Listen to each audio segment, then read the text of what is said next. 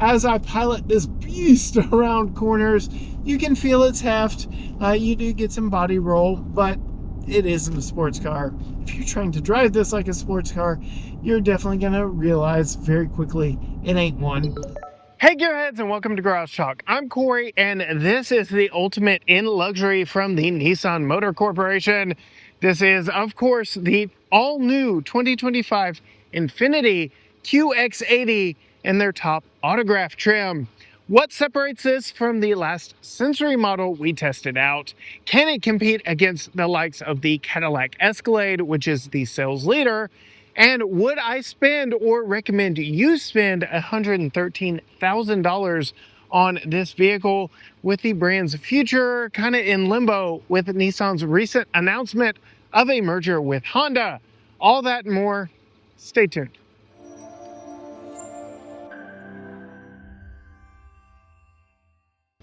All right, before we get too far into this one, I do want to thank INFINITI for bringing us our second 2025 QX80 to review for you here on the channel. These are insanely popular here in Texas, and since we've last had that Century in September of 2024, these have started popping up everywhere here in East Texas. They are really highly sought after, and a huge thanks to INFINITI for bringing us this top trim autograph to check out. We were in New York at the auto show last April when this was first shown to the public, and yes, now they truly are everywhere. This QX80 is all new for 2025 and has a big differentiating factor when we open the hood here. The QX80 it replaces had a V8, a 5.6 liter V8. That engine is no more throughout the entirety of Nissan's lineup, and now we get this 3.5 liter twin turbo V6 that makes over 400 horsepower, over 500 pound-feet of torque. This thing is plenty powerful for this large vehicle, and really is not a complaint of mine. My complaint really is the sound. It just doesn't sound as premium as something like the 6.2 liter V8 available in the Cadillac Escalade. We'll talk more about how this performs when we're actually driving it. Yes, love it or hate it, V8s are going the way of the dodo bird. We just aren't seeing them that much anymore, though this segment still does offer V8 power from Cadillac. So if you really must have 8 cylinders, get the Escalade. But my goodness, this thing oozes presence on the road, and that's exactly what INFINITI was going for with this 2025 model. We get this new updated grille that is massive and in your face, that is meant to invoke or remind you of the bamboo forests in Japan. Here we have the new updated 3D INFINITI logo that is actually backlit, which is very cool at night. You can see we actually have the road disappearing off into the horizon here. We get these piano key-like LED running lights and turn signals up top here, separated from our LED headlights down low. No fogs on this model, but still a very premium look. And then we get this massive air pass-through to help air get around the front of the vehicle, because aerodynamics have been rather important for big vehicles like this, especially when we're ditching 2 cylinders to make up for CO2 emissions. Yes, the front of this thing absolutely oozes style, and we get that dark chrome accent over top of the grille that continues down the side. We have a lot to talk about, and not a lot to talk about on the side of this vehicle, because as bold and brash as the front is, well, the side is a little bit understated. We'll start first here with our 22-inch wheels and tires wrapped in Bridgestone rubber. We'll talk more about how these perform as we get them out on the road, but we do have a fully adaptive suspension that can raise and lower this vehicle up and down for ease of entry-exit, and for, well, if you want to, off-road duty.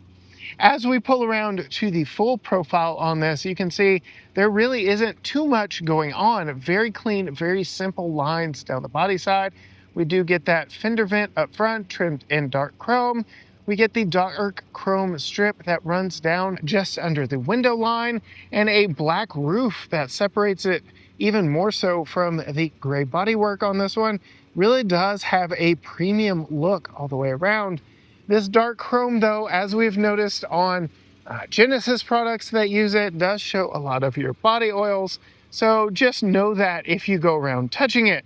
It does also include the autograph that denotes this being the top trim of the QX80. As we pull further around to the back, the rear end definitely leans into modern trends in SUVs, especially in premium luxury SUVs.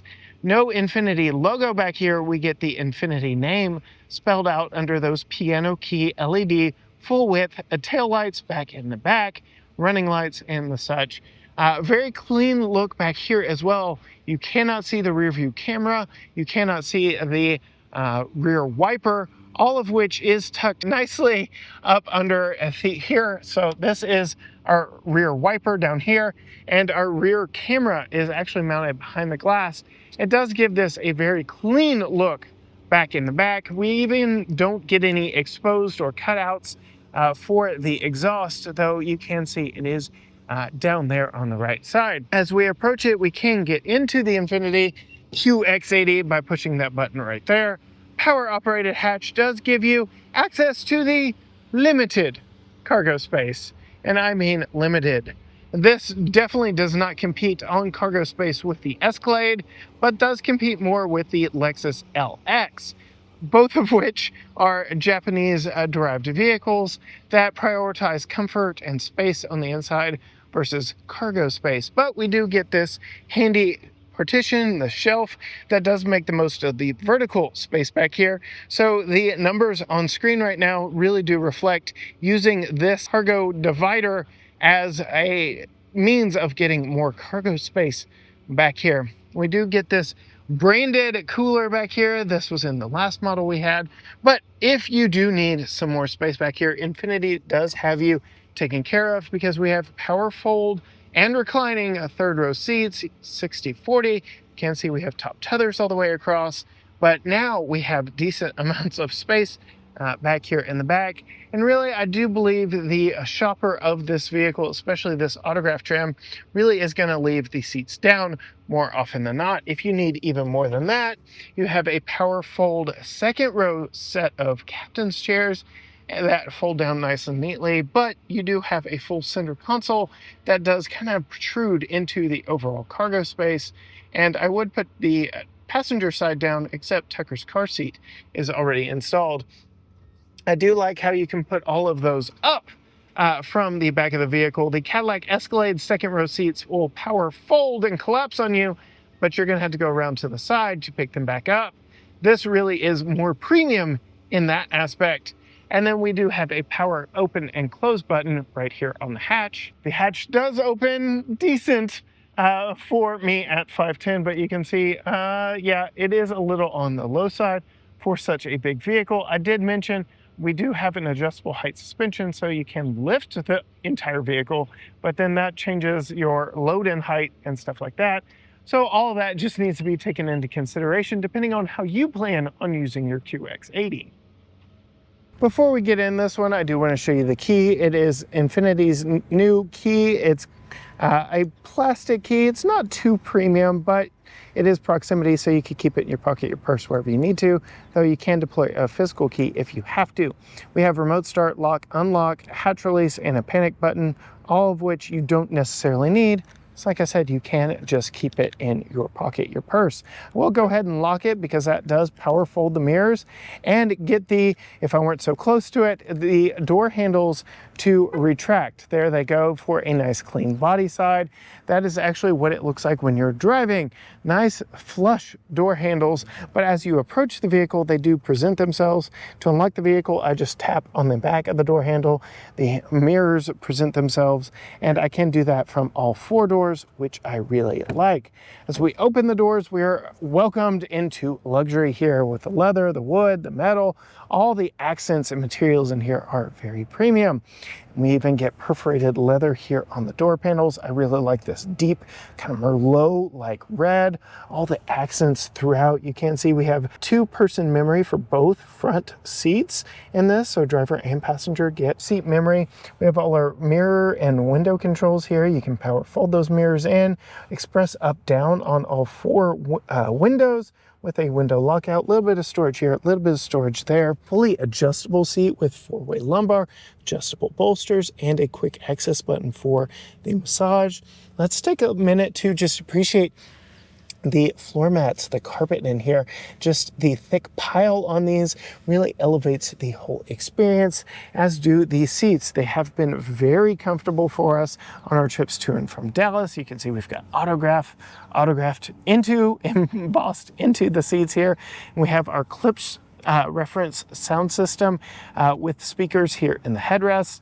You can get all your navigation sent solely to the driver's speaker. Same with phone calls, which is very nice, so that everyone in the vehicle doesn't have to listen to what I, as the driver, need to listen to. Before we climb in, I do want to say we do have a little extra storage here. You can see I've got my extra cameras and some stuff hidden under the center console because we have a fully electronic access transmission in this. But as we get in and close the doors, it is a very nice premium interior. It got a whole lot quieter getting in here, but interesting to note, don't have soft closed doors like we get on the top trims of the Cadillac Escalade.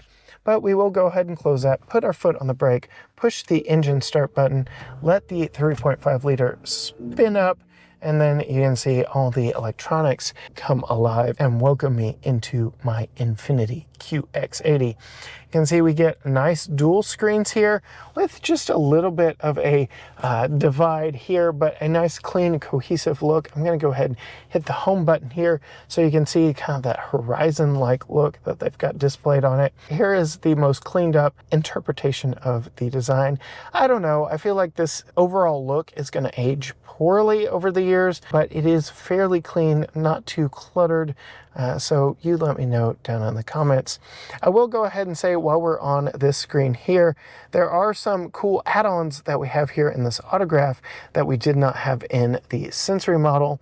And that comes as I swipe through here. We have a dash cam, which we did have in the Sensory model. You can see out the front, out the back. That's actually pulling from the feed for our rear view camera mirror.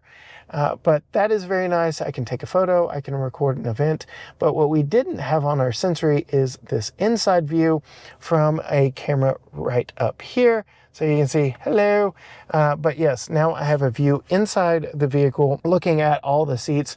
This is really great if you use this as a chauffeur vehicle. If you run a company that shuttles a lot of people around, if you do an Uber Black, this really will come in handy, and you can start record so you always have access to those videos from the inside. But you can see we do have wireless Apple CarPlay and Android Auto in this, though it is a little inset in the overall screen here, so we get all of our shortcuts right there. Full digital screen here, we get a head-up display right there. And then I already showed you the rear view camera mirror. So lots of screens staring back at me just from right here in my view right now. But we do have this auxiliary screen here for HVAC. You can see we have multiple different zones here. We have dual zone up front, but we can hit this button right here and we can control the rear. You can see we have heated and ventilated seats all the way around in this. We'll talk more about those rear seats here in just a moment. And then we can get into our drive modes here, our adjustable height suspension, all of our different drive modes. And I will say this is like pushing buttons. You actually have to press and you get haptic feedback when you do. You can kind of hear and feel the click happen as you push on these. Again, I feel like this is really going to date the vehicle very quickly. I feel like physical controls up here would have been much more simplistic and would have made for a better use of the overall space up here. We do get push button controls for our 9-speed automatic. Here we have auto mode for our adjustable height suspension, which I'm going to go ahead and put it on, and it's going to start dropping us down to the lower drive height. And then we have a quick access button for cameras right here. We have full 360 cameras.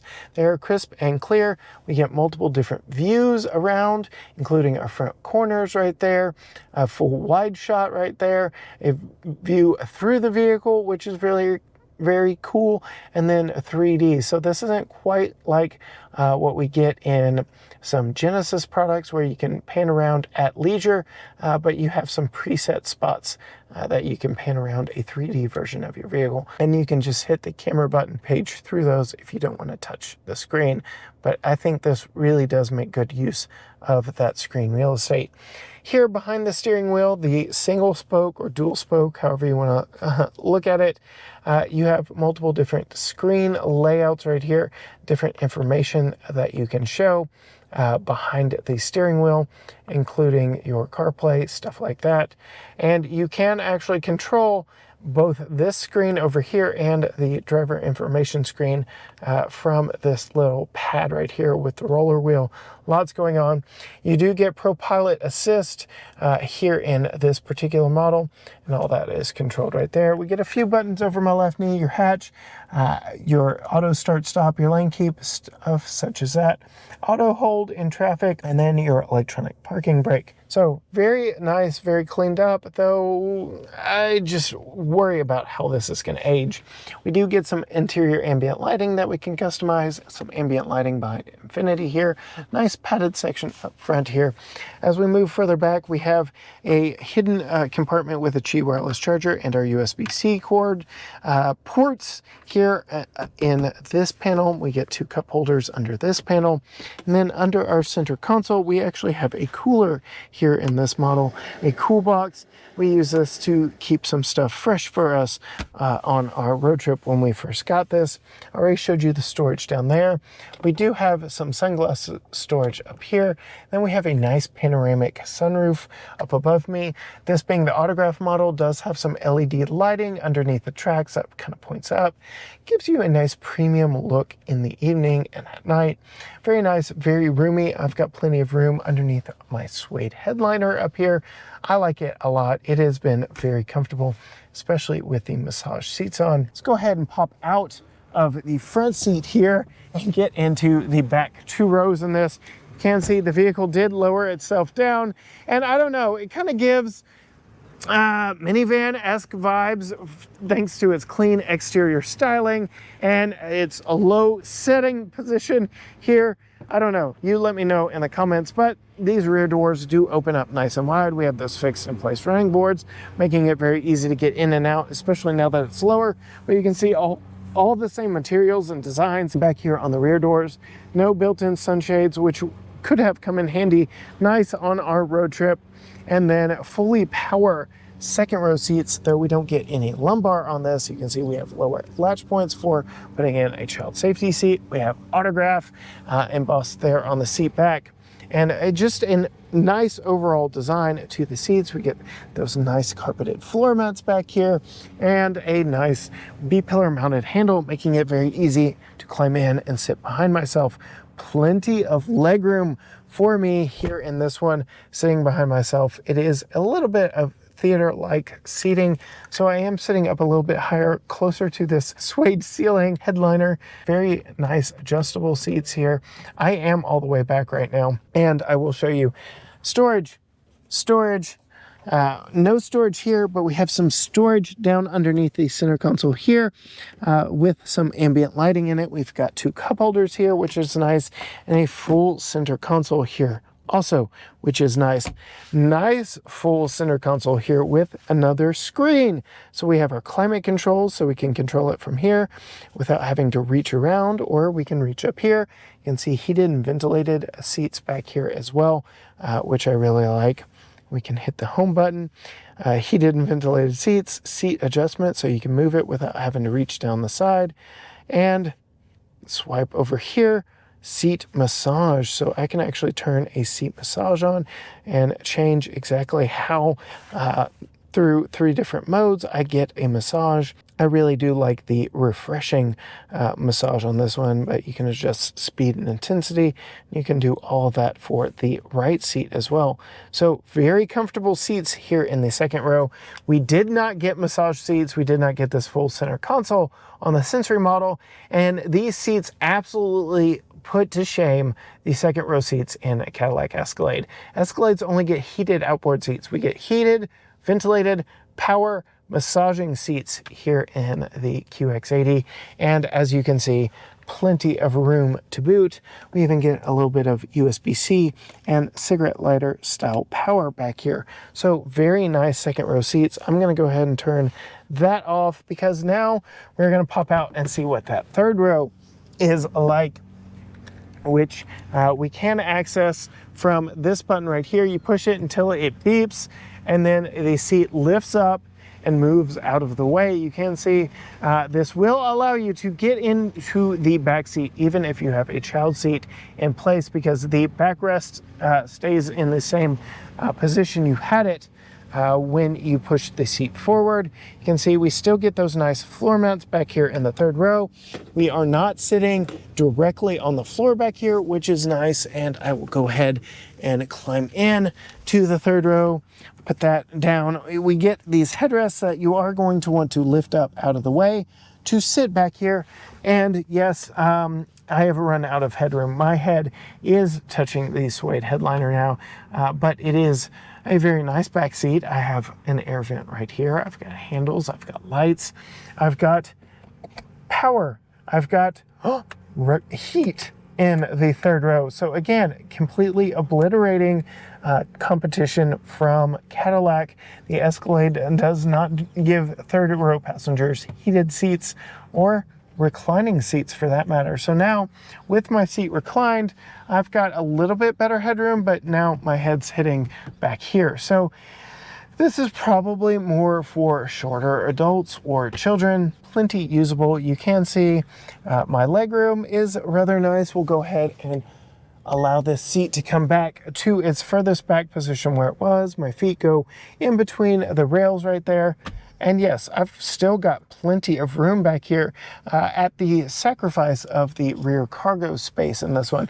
So still very nice. And even here in the middle, no complaints, even behind Tucker, and all of that is repeated over here. Still no sunshades or anything of that nature back in the back, but overall a very nice set of second and third row seats here in the QX80, definitely taking it a level up over the Cadillac Escalade, which is the segment sales later. Now let's see how this thing drives and performs on the road. Before we set off in this one, I get to do something in this autograph that I did not get to do the last time I had a QX80, and that is check how fast it is 0 to 60. In order to do so, I want to make sure I'm in the right drive mode, which is sport mode. Again, all that is configured here on the screen. We are in auto 4-wheel drive, or all-wheel drive, semantics, and this thing is setting up in a very nice high ride height, but not as highest like off-road setting. All that to level set. We'll see just what this 3.5 liter twin turbo V6 is capable of. We'll actually do 3 runs, one right here, and then we'll do a couple more at the very end, but we'll come to a full stop. Put my foot firmly on the brake, firmly on the accelerator, and drop the brake, and off we go. Okay, this thing pulls. This is faster than I thought it would be. My goodness. 5.94 seconds 0 to 60 just on the first initial run. That's quite impressive. Sub 6 second. And I might have complained a little bit of the sound of the engine in idle and from the outside of the vehicle, but during that hard pull of acceleration, you did kind of hear that Nissan Z and all the sport tuning of that V6 come out. So, I mean, it's no rumble or growl of a big 6.2 V8 from a Cadillac Escalade, but still sounded pretty good. Otherwise, as we set off in this one, I am actually going to put it back in standard drive mode and live with this the way I have been living with it over our week of time with it. We did have family loaded up in it. We had all 3 rows occupied. We took this to Dallas. We've taken it around town. We've lived in this, and generally speaking, it has been a very comfortable vehicle to do that with. It has maneuvered around town just fine, and it has definitely been a great highway cruiser. Starting with the fact that this has ProPilot Assist, hands-free cruise control, though I won't say it is quite up to Cadillac's Super Cruise. It does at least equal that of Ford and Lincoln's Blue Cruise. It will adjust its centering to follow lanes and do all that around you. It'll let you know via prompts here on the screen in front of me, not on the head-up display, that, hey, you're coming up on slower traffic, you may want to put your blinker on and maneuver around. It will not hands-free maneuver around like Cadillac Super Cruise will, so it's more in line with what Lincoln offers in their hands-free cruise control. It does give you a lot of prompts both on the screen here and on the head-up display depending on what the prompt is, but when you are out on the road for all passengers, it is a nice, calm, cushy ride. We do have that adaptive air ride suspension in this, which does give you a little bit of a floaty-like ride on uneven pavement, but it does a nice job of making it feel like the premium truck-based SUV that it is. It's not harsh, it doesn't shake you to death, it doesn't rattle your teeth, but it is a little on the floaty side, as you can tell, as we're coming around on these East Texas back roads. I am surprised at just what it is able to hide, given the fact that we are riding on 22-inch wheels and tires, and generally the larger the wheel and tire gets, the rougher the ride gets. This is not a rough ride. It is a very smooth, very comfortable ride. I've got no real complaints for what this vehicle is. It has been very comfortable for us, and hey, I'm even getting a massage right now, so no real complaints. As you pilot this thing around, the steering is a little heavy for letting you know that yes, you are piloting a big vehicle around.